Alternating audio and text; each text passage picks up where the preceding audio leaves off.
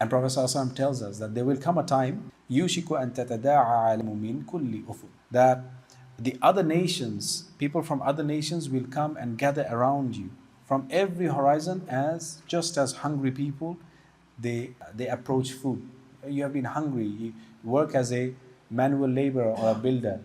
All day you have been working in the scorching heat outside. You come back home and you're waiting for the food. As soon as the wife serves the food, you jump on it because you have been starving. So Prophet ﷺ tells us that there will come a time when nations, they will rush towards Muslims the way they rush towards food, the way hungry people rush towards food. And so it was said, the Sahabi replies, he says, Ya Rasulullah, amin qillatin yawma'id, will we be few in numbers?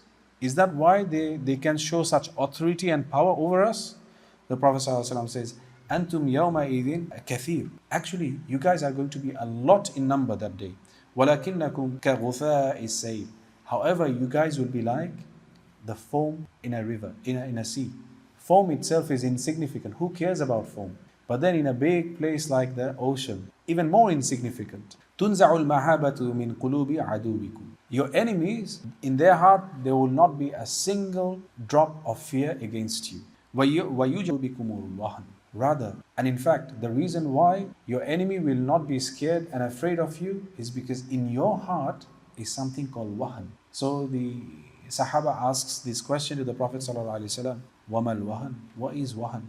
So Prophet ﷺ responds, حُبُّ الْحَيَاةِ وَكَرَاهَةُ الْمَوْتِ. Love of this life and despise or hate for death. There will come a time, Prophet ﷺ is telling us, that you love to live on and on and on, and you will not want to pass away. What's that one way you meet Allah subhanahu wa ta'ala?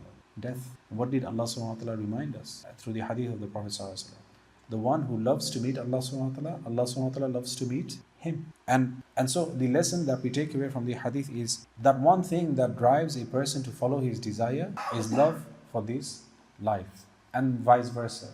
Love for this life leads a person to follow his desire. And chasing our desires, ultimately, it blinds us from fulfilling the obligations of Allah subhanahu wa ta'ala. And when you and I, we fail to fulfill the obligations of Allah subhanahu wa ta'ala and please Allah subhanahu wa ta'ala, that is a cause for us as nations, despite being large in number, becoming weak in strength.